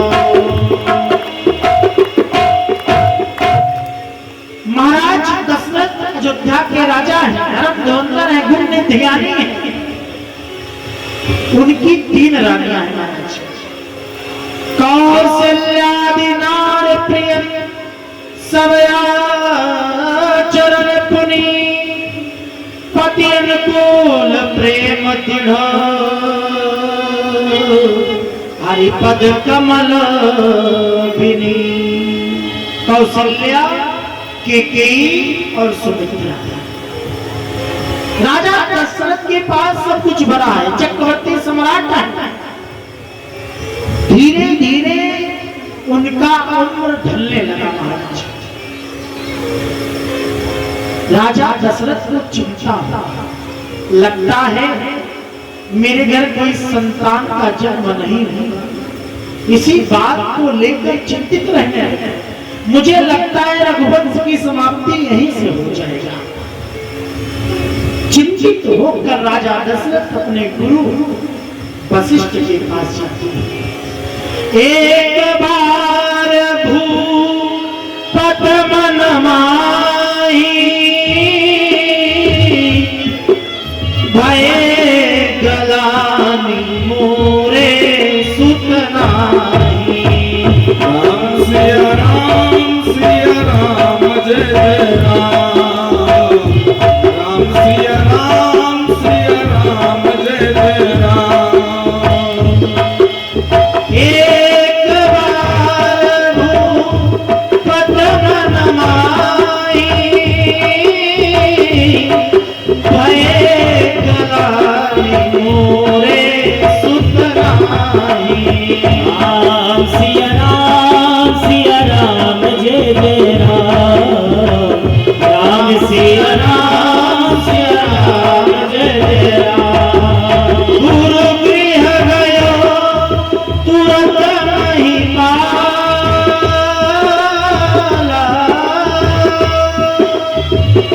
चरण लागे कर विनय विशाला।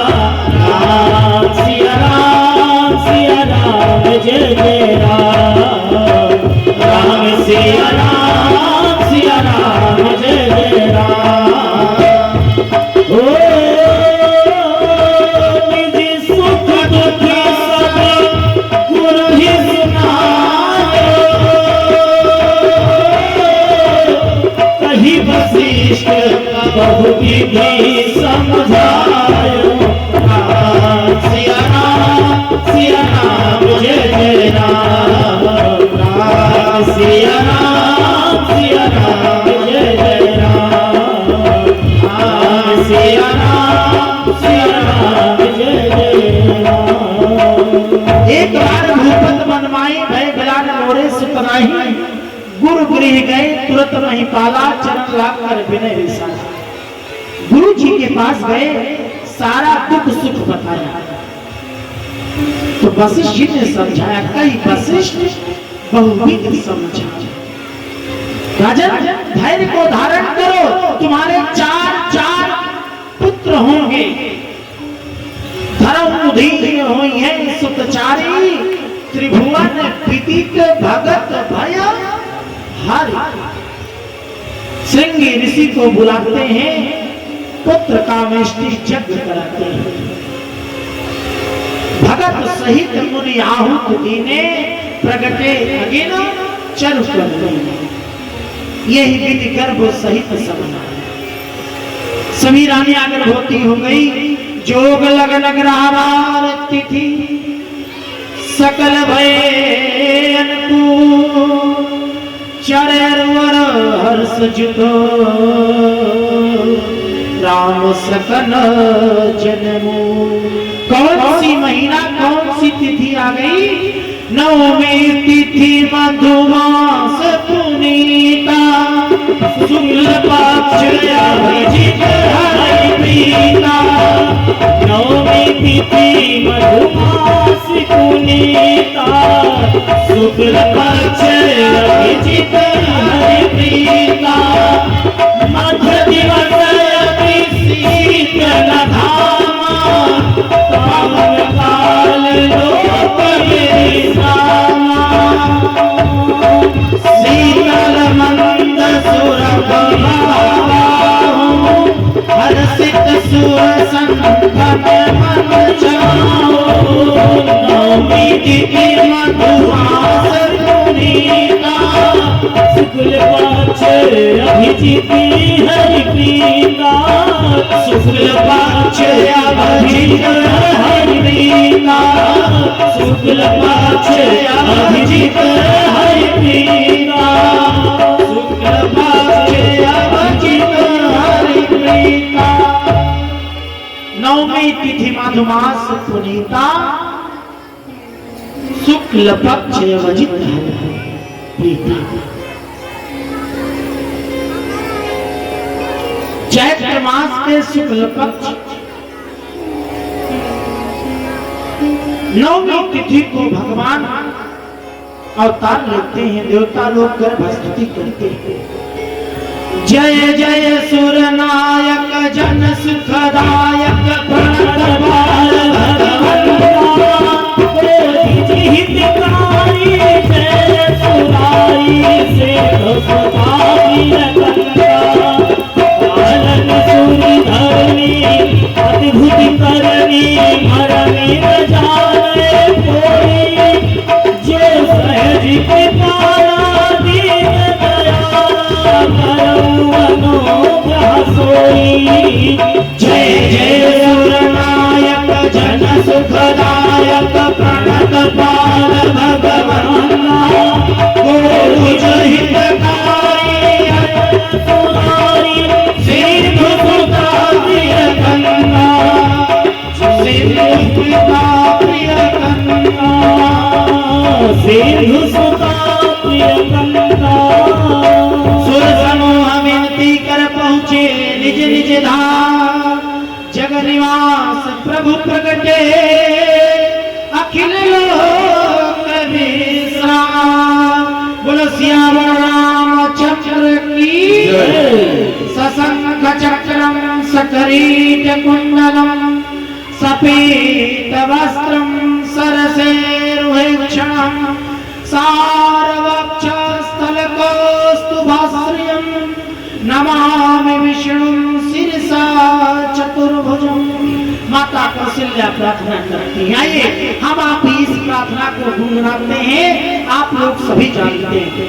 भय प्रगट कृपाला दीन दयाला कौशल्या हितकारी भय प्रगट कृपाला दीन दयाला कौशल्या हितकारी हर्षित महाकारी निनिहारी अद्भुत रूप विचारी लोचन अभिरामा घनश्यामा निज आयुध भुजचारी भूषण वनमाला नयन विशाला शोभा सिंधु धरारी महती कर जोरी स्तुति तोरी केहि विधि करहु अनंता माया गुण ज्ञाना गीत अमाना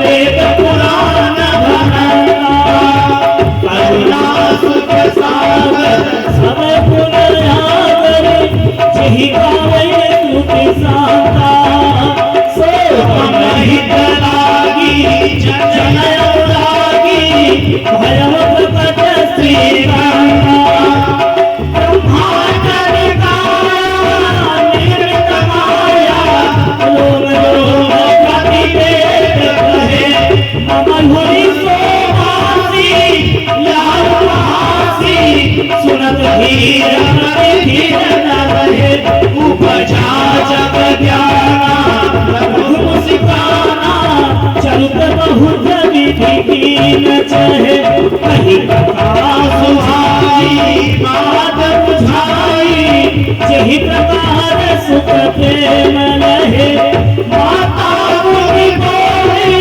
सोमति डोली अजगाते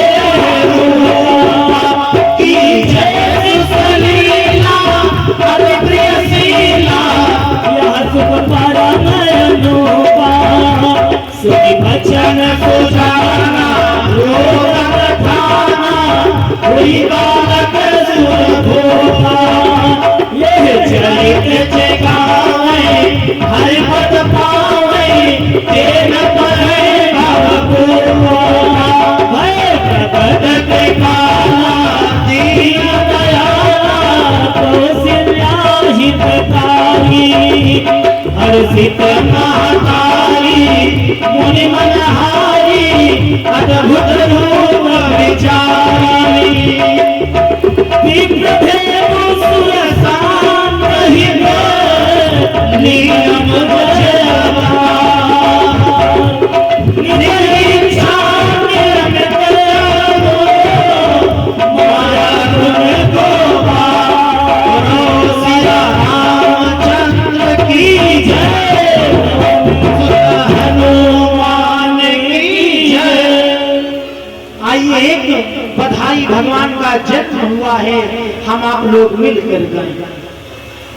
प्रगटे हैं चारी वो भैया, प्रगटे हैं चारी वो भैया, अवध में बाजे बधैया।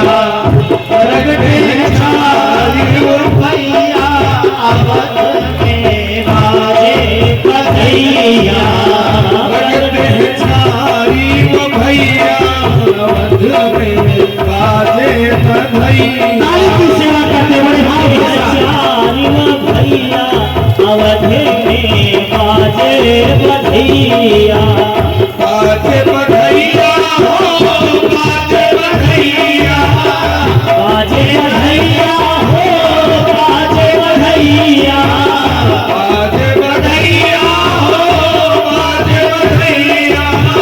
बाजे बधैया हो बाजे बधैया प्रगटे चारी वो भैया, अवध में बाजे बधैया।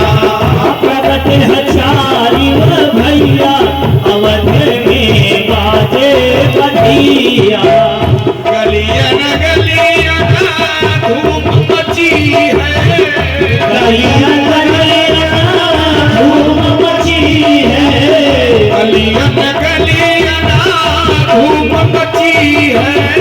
गलियन गलियन धूम मची है बाज रही सहनैया, अवध में बाजे बधैया। बाज रही सहनैया अवध में बाजे बधैया